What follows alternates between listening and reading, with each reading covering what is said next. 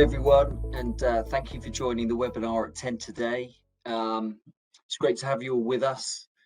It's safe to say I think it's been a whirlwind couple of weeks for business, although I do wince when I say that because I've been saying it since March 2020, but these are the times we're living in. Last couple of weeks, first we saw the new government energy package announced to deal with the spiralling energy costs, which we'll be getting into the weeds of today's webinar.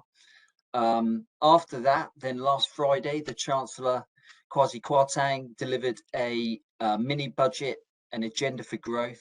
It was good to see the government reiterating the importance of fiscal responsibility and setting a date for further details on its medium-term plan. That's set for Wednesday, 23rd of November. So business should be reassured by the renewal of this commitment and the action government is taking to get the economic growth kick-started, but we'll wait to see further details around that this autumn, and I'm sure we'll have a future discussion around that. And thirdly, of course, it's party conference season. It's well and truly upon us.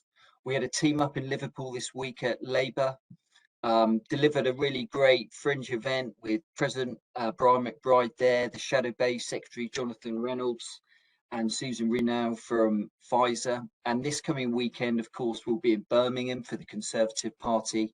So I do want to flag, we've got a great event on the Monday, the 3rd of October, 8:15 to 7:30.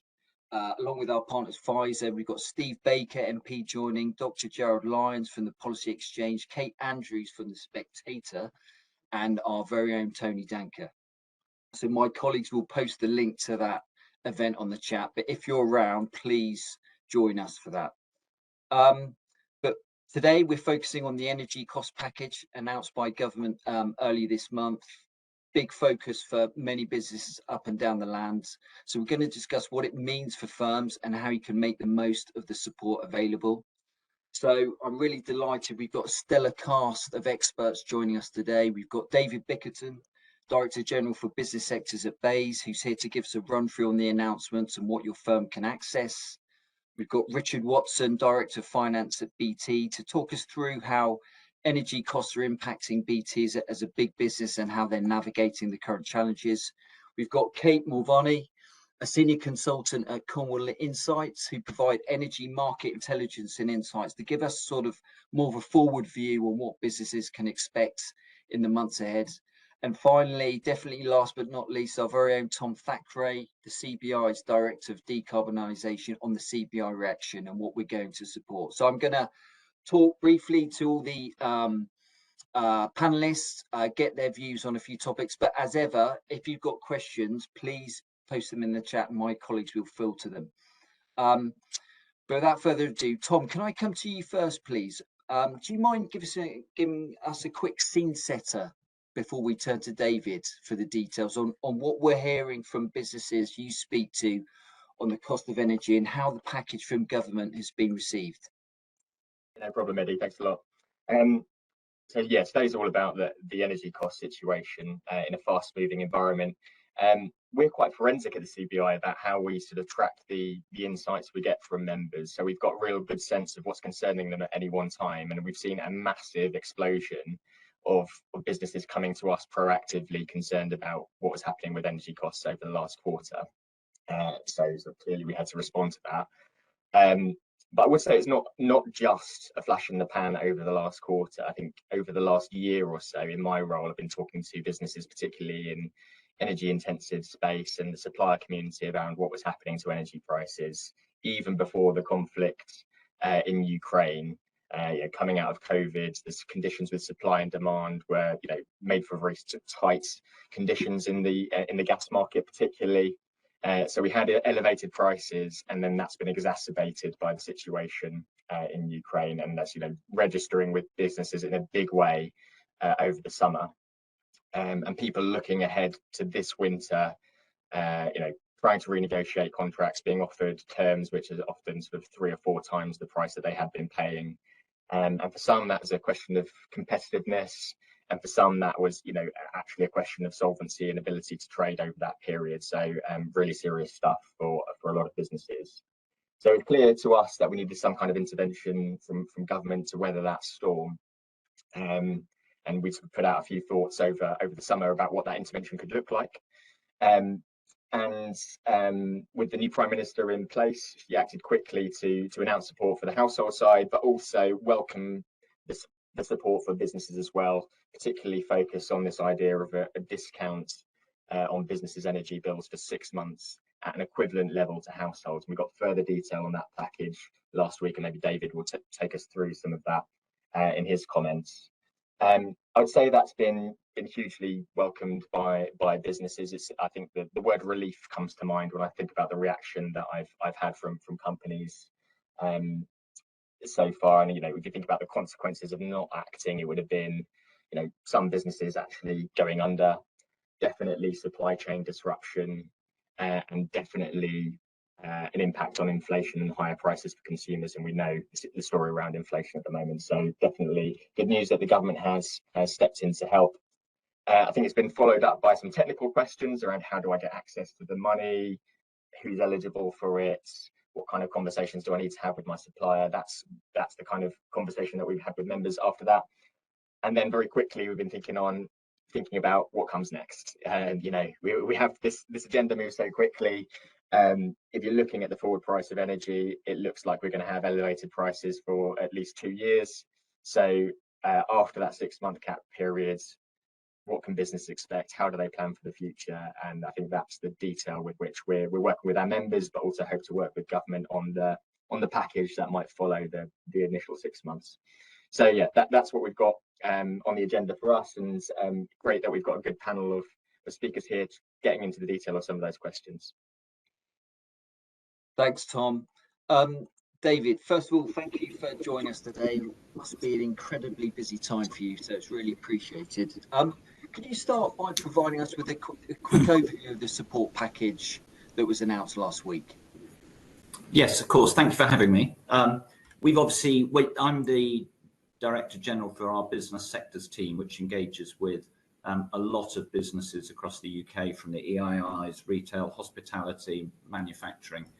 And we were hearing a lot of noise, both directly from the businesses that we were talking to, and also through the representative bodies like the CBI, who were very clear about the challenges. And of course, as the citizens, we encountered it in the interactions we had, and particularly I found it in my local pub, the Fleur de Lis in Widdington near Saffron Walden, whose energy price went up earlier this year by, I think, about 2.5 times. So the intervention is designed to be as helpful as it possibly can to as many people as it possibly can. So I'll just run through a few details of it.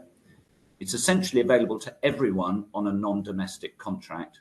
That's businesses, voluntary sector organisations like charities, and public sector organisations like schools, hospitals, care homes, if they are either on an existing fixed price contract that was agreed after the 1st of April this year. I can go into a bit more detail about why that was the date we picked, who are signing new fixed price contracts now, or on deemed or out of contract or variable tariffs, or on flexible purchase or similar contracts. And the way it works is that price reduction is linked to the wholesale element of the non-domestic customer's gas and electricity bill. So that's the element which reflects the cost to suppliers of buying energy from electricity generators and gas producers on the wholesale market. Now, the final unit price that customers will pay will vary because everyone's energy bill contains other costs, network charges, operating costs, and also, importantly, competition between suppliers to keep those variable elements down. The way the discount works is that essentially the government has set a government-supported price, which is lower than the what is expected to be the wholesale price this winter, and we've set that at 211 quid per megawatt hour for electricity and 75 quid per megawatt hour for gas. I compare those with what the expectation that we were using was that it would be 600 megawatt per megawatt hour for electricity. So that's a reduction of almost 400 quid, and 185 quid per megawatt hour for gas. So that's a reduction of over 100 quid. The way it works is that suppliers will take the reduction between the government-supported price and the actual price and apply that to the bills of all eligible non-domestic customers. And then what we will do as the government is we will then compensate the suppliers for the difference. And that will effectively work as a discount per kilowatt hour that they supply. If you're on a fixed contract, it's the reduction will be the difference between the government supported price, that's the 211 quid or 75 quid, and the relevant wholesale price for the day the contract was agreed. And we're going to publish the wholesale prices that we're using for every day from the 1st of April 2022. For people on variable or deemed or all other contracts, it will be basically the difference between the government supported price and the wholesale price, but there will be a maximum discount determined at the beginning. And what that is essentially, I probably won't go into the details, I can do that if people would like it. Businesses which are on variable or flexible contracts need to decide if they want to move to fixed contracts. So for businesses looking forwards who don't want to be exposed to price variation, that might be a good idea. We're obviously not in the business of recommending what people do or what they don't do. But the key thing is that actually, in order to get the benefit of this, you don't need to do anything. The discount is automatic and it will be applied by your energy supplier, and the legislation that we're bringing in will impose an obligation on the energy supplier to do it. And if there's more detail you want, firstly, I can answer questions here, but there's an awful lot on the gov.uk website. I would say one thing, which is scamming. You do not need to give anybody your bank details to get the benefit of this scheme. So there are an awful lot of people. I think I got one on my domestic one saying, please give me your bank account details. The answer to that is don't. It should come through in your electricity bill or your gas bill. Anyway, I'm happy to talk more about that, but there you go.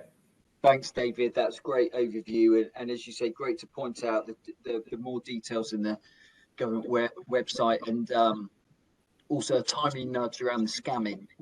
Obviously, the elevated wholesale energy costs are forecast to go on for beyond the 6-month cap period. So I think Tom referred to it likely for a couple of years. What kind of options is the government considering for support to businesses beyond that point? Yeah, well, as you'll have noticed, this is eye-wateringly expensive, and that what we have promised to do is to publish a review on the effectiveness of the scheme after 3 months, which is sort of Christmas time, New Year time. And the intent behind that is to look at which non-domestic customers remain vulnerable.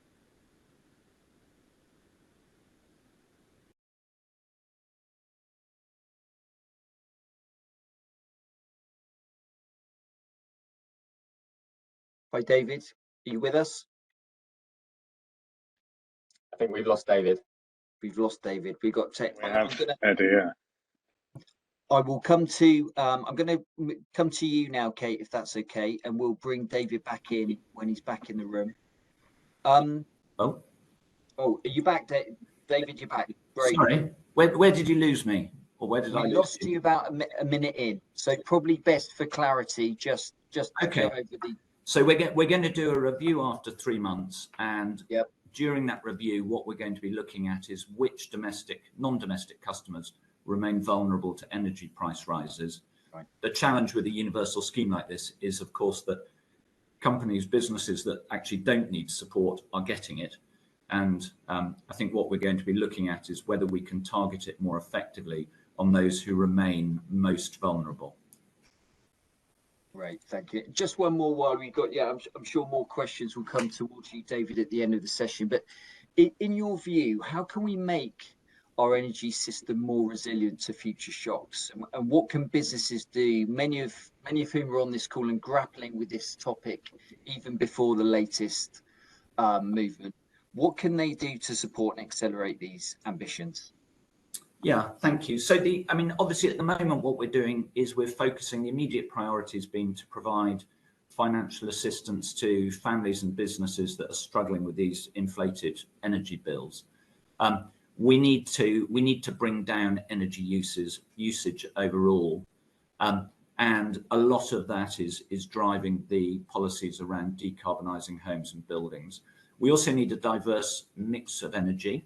The energy strategy, which was produced was it back in April time, I think, sets out how we're doing that transition away from oil and gas, removing the red tape that holds back clean energy developments and exploiting the potential of all renewable technologies.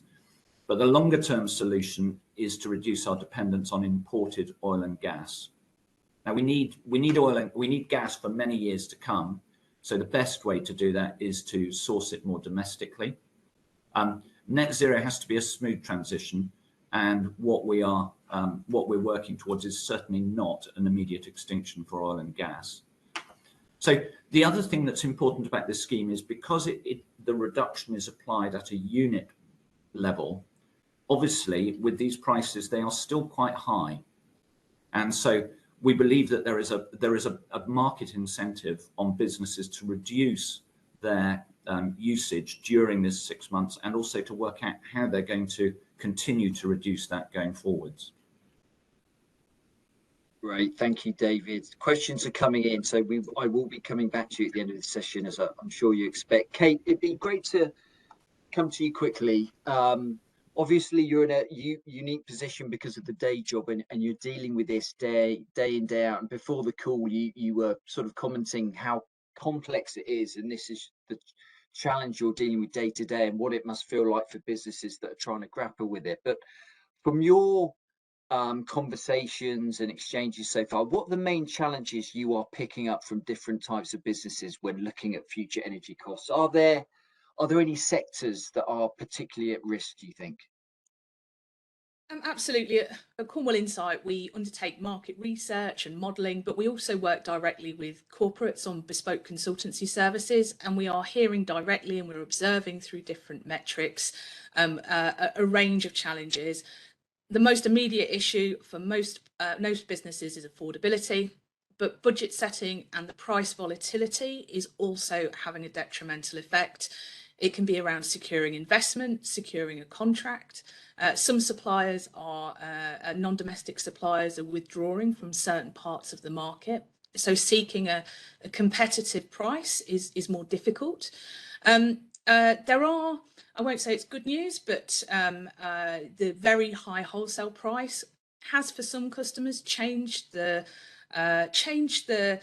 principles that have allowed them to potentially invest early in energy efficiency measures. So when energy is this expensive, maybe an investment in decarbonisation or an upgrade in equipment becomes affordable more rapidly. So we are seeing some businesses move and accelerate their investment in energy efficiency and decarbonisation. Energy intensive industries like manufacturing, heavy industry, they're going to be hit harder than most, given the proportion of energy as part of their total cost base. And they also probably have difficulties passing those costs on to consumers, given their position in the supply chain.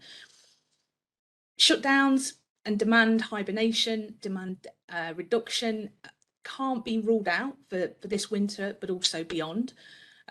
Sectors already hit hard by COVID, we know are also struggling. Hospitality, very vulnerable due to the high proportion of micro businesses, and also the relationship with heating and the challenges around reducing demand in that area.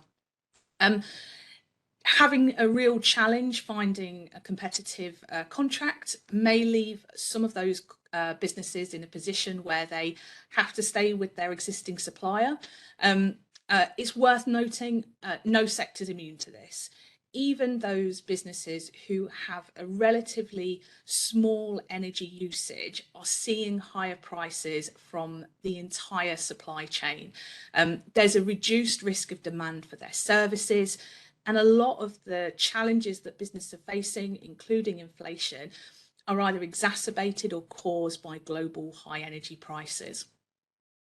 Great, thank you, Kate. From your recent research, and you have touched on this, do you think the recent energy business package scheme will sort of curb the unequal impacts of the crisis on businesses across different regions in the UK? So vulnerable sectors like heavy industry and hospitality, they play a key role in the economy of some of the regions like Yorkshire and the Humber, West Midlands, northeast of England. And as such, economic activity and employment in those areas could be disproportionately affected by the energy crisis. Energy prices, the price you pay in your bill, they're made up of a mixture of local and national elements. So the wholesale price, as things stand for gas and electricity, is set at a national level. You could be based in any part of the country and the wholesale price would effectively be the same. But there are local elements in the other costs, the non-commodity costs. And the most prominent of these are the network costs. So the costs for transporting gas around the country in pipes, or the cost of moving electricity from where it's generated to where it's used.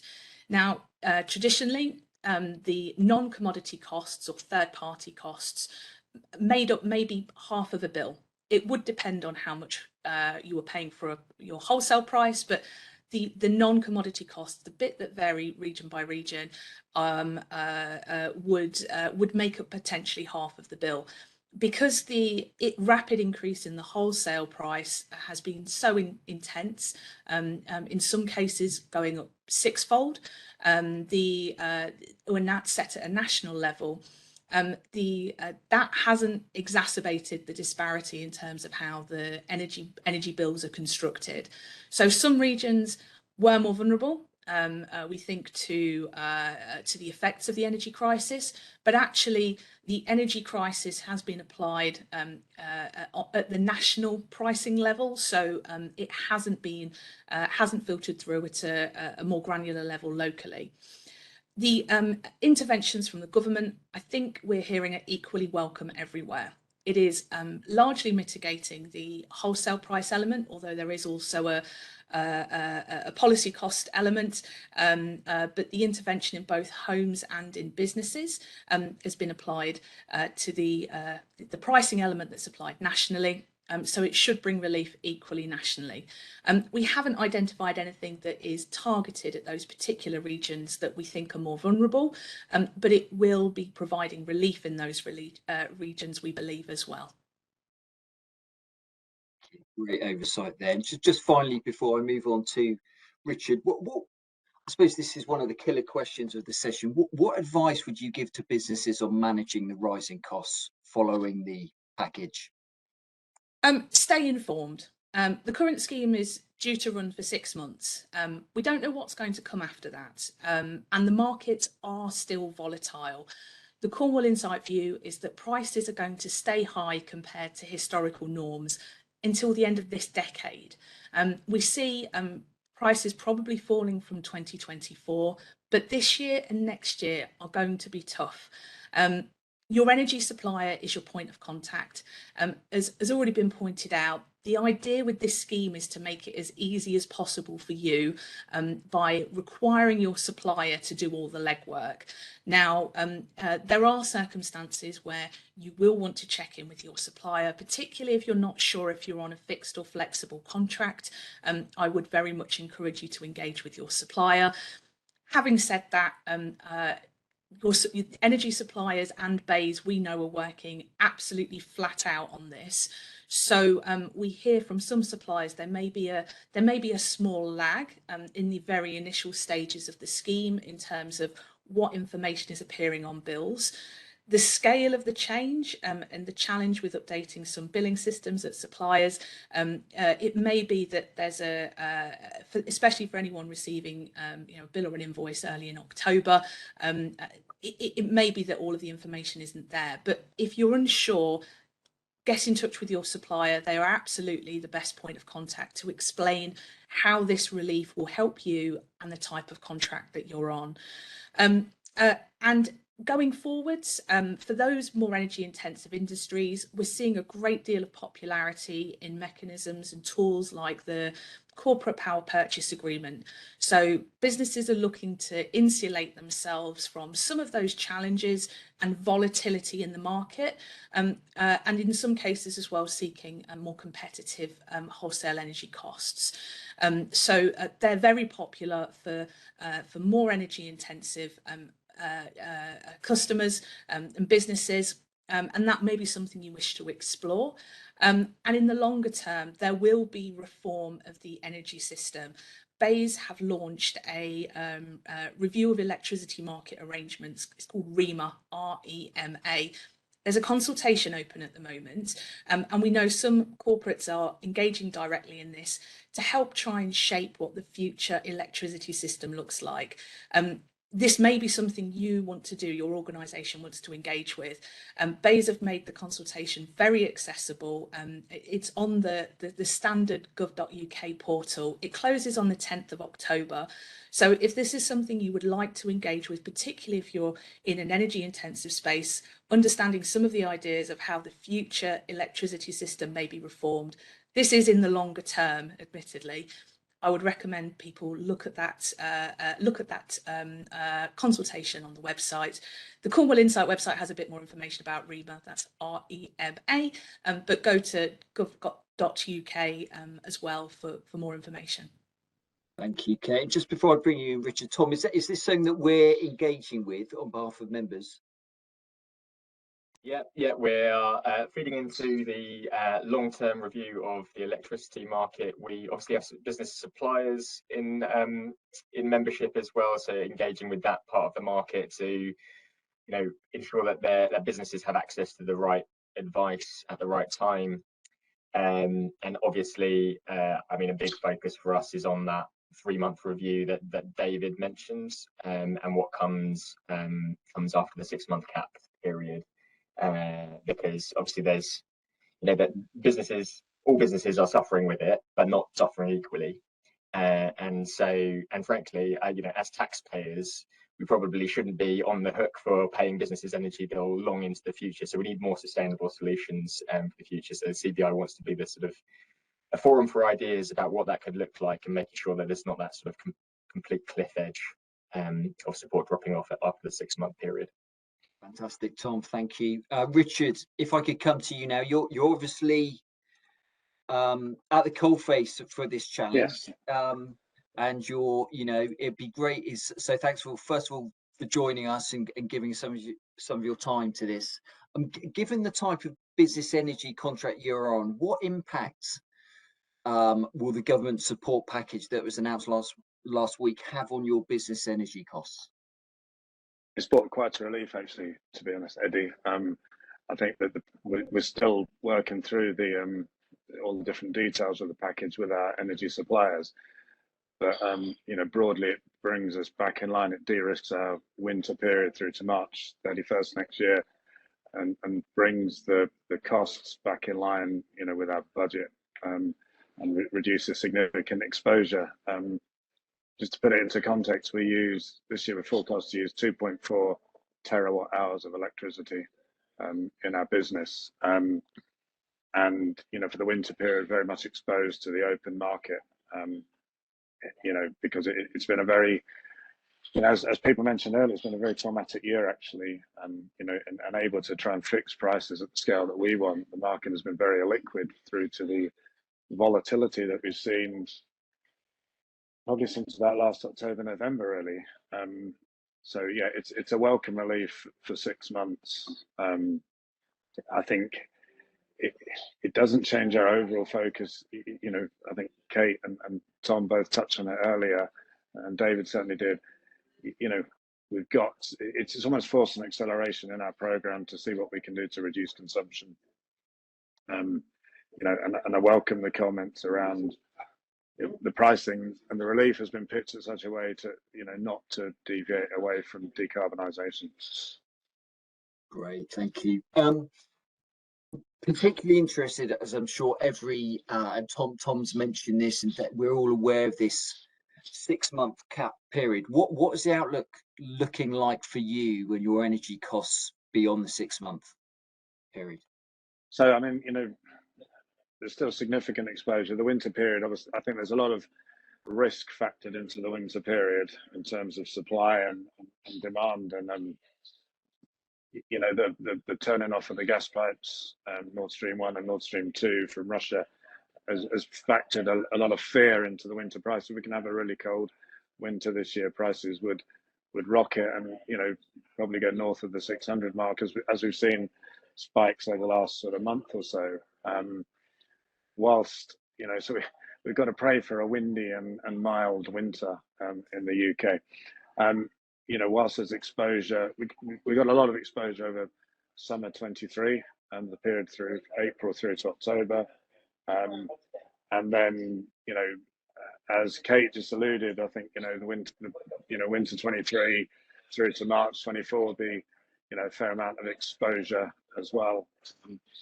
Trying our best to mitigate that through, and Kate touched on this, through power purchase agreements, and have been successful to some extent in, you know, procuring capacity direct from wind farmers in the UK, which is great news.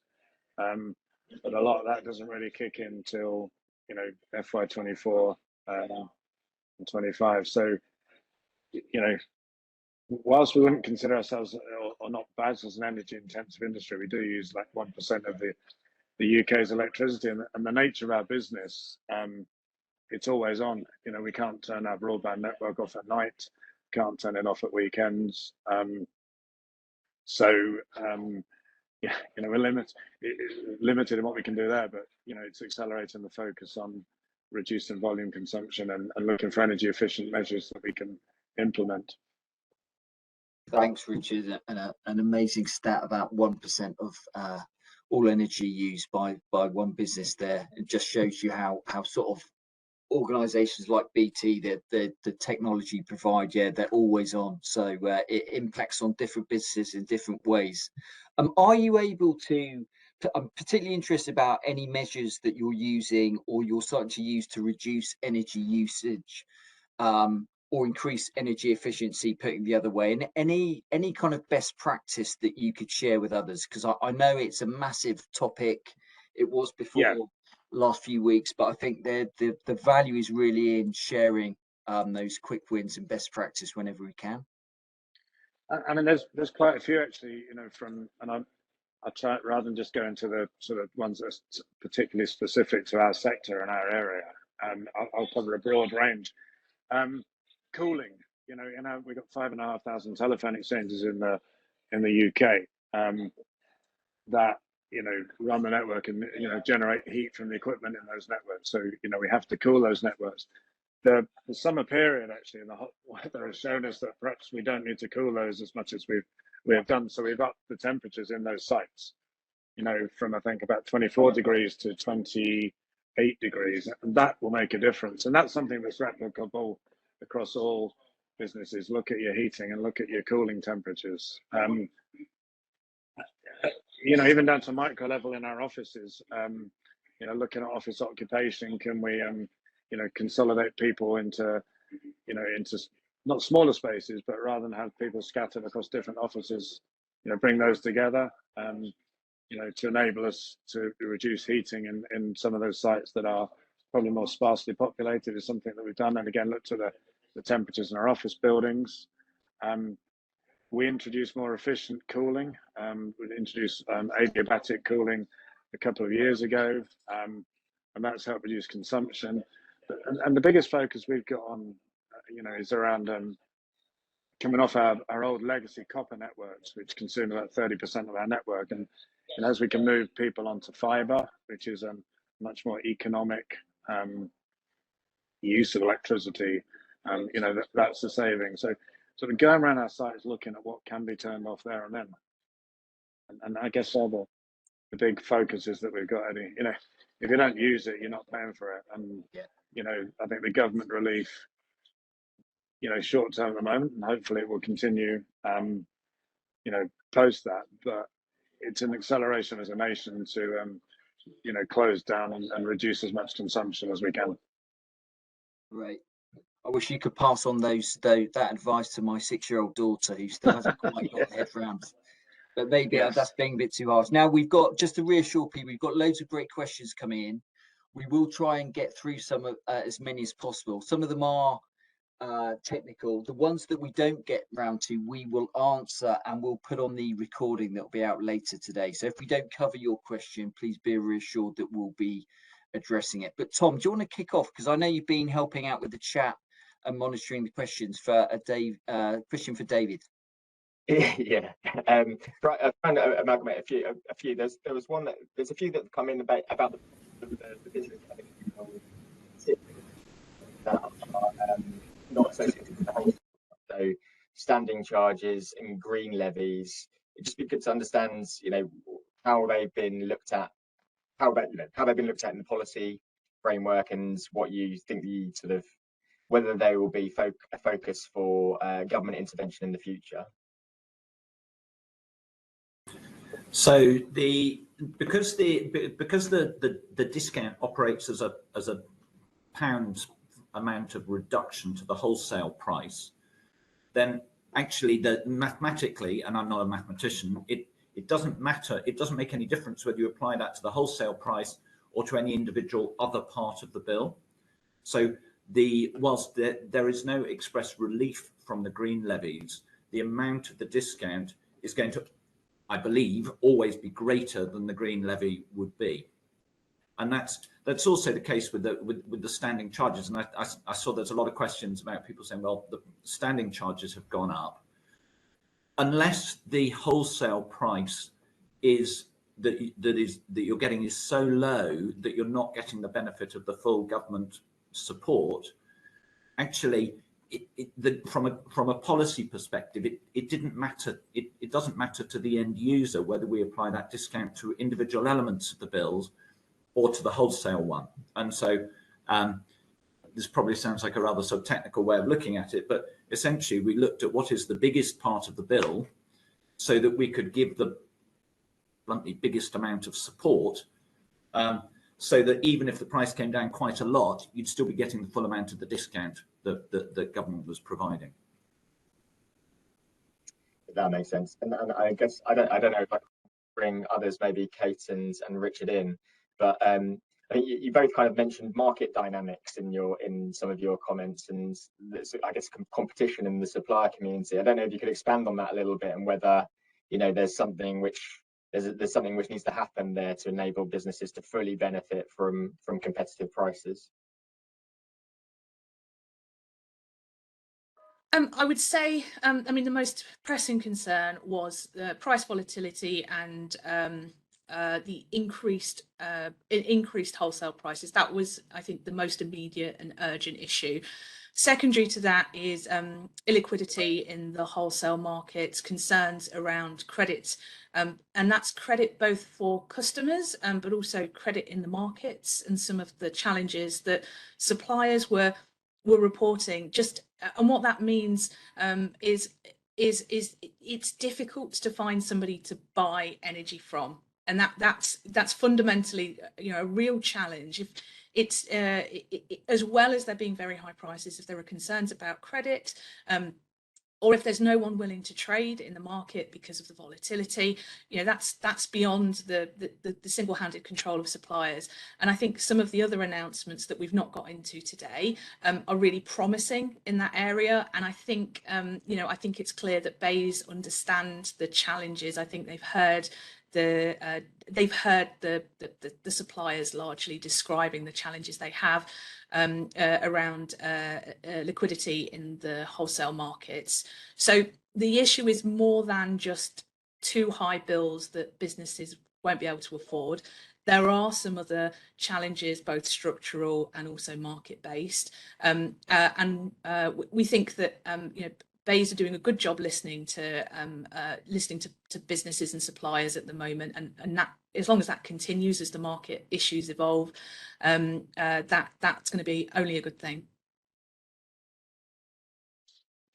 Brilliant. Richard, do you want to come and add anything to that?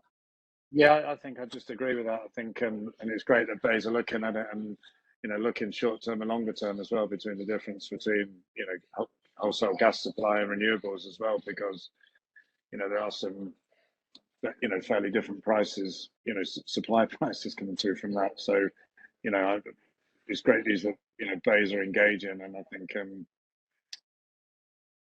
confident that as we go through the 6-month period, it will continued engagement will carry on. So nothing else to add to what Kate said.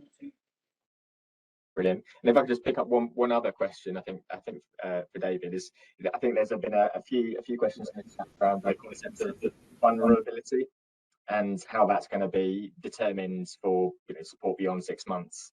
Is it too early to say what kind of factors will be taken into account for vulnerability, or does the government have already a sort of set of criteria that it's looking at for that definition? We don't have any set ideas. The whole point is that we're going to publish the terms of reference for the review in the next couple of weeks, and then we're going to invite people along to roundtables and stakeholder forums so that we get a full view on it. My gut feeling is that we'll be looking at businesses who either are not able to pass on costs to their customers, or who aren't able to bear them. I think what I think will be interesting during this review period is, and this probably sounds rather cynical, of course, at the point at which support is being given to everybody likes it. What I suspect will be happening as we go through the review, as we become more targeted and therefore more efficient, is that there will be an increasing number of people who get closer to edge cases. I should say that there is a discretionary fund being set up. I saw someone commented about a marina business, which we didn't talk specifically about marina businesses, but we did talk about residential park homes. There are edge cases where if the support that people are intended to get isn't coming through, that there will be support for those, where we will try as hard as we jolly well can to make it fair across people. But I think what is likely to happen, and obviously from a sort of taxpayer perspective, I think this is where the rubber is going to start hitting the road, is as we establish who is more vulnerable, there will be people who feel vulnerable who aren't meeting the criteria as they get developed through the consultation period.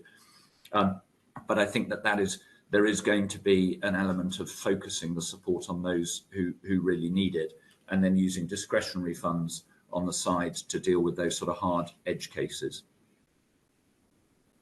Great, thank you. Just we're coming to the end of the session now, everyone, but thanks everyone for taking part. Tom, just quickly before I thank the panelists, where can members go for further information on the CBI's work around energy costs? Where do they dock in on this? Because it's evolving all the time. And as we've seen from the questions, there's some pretty complex ones. And just to reassure people, we will be catching all the questions and putting down the answers as we kind of publish the recording later today. Yeah, thanks, Eddie. I think there's two things that I'd stress. Firstly, there is a great amount of information on the CBI's website about what businesses can do from a practical sense to make themselves more energy efficient, how they can look into things like on-site generation, how they engage their staff, a whole suite of things which can help manage energy costs more effectively. And I think when we do the follow-up email to this webinar, we'll include a link to that page. And then on the policy side, really good to hear David's comments around the sort of stakeholder engagement and working groups and that kind of thing. CBI was planning to do a whole host of member engagement ourselves over the next month or so. So maybe we can team up a little bit on that and make sure that members have the opportunity to have their voices heard and come up with a sustainable policy which really helps those who need it most. Great, thanks, Tom. So listen, it's a really impactful session, lots going on, quite complex, but thanks to all our members for joining and taking part. Special thanks to David, Kate and Richard for taking time out of your hectic days. And I'm sure we will be working all together on this challenge as it evolves. But thank you, everyone, and have a great day.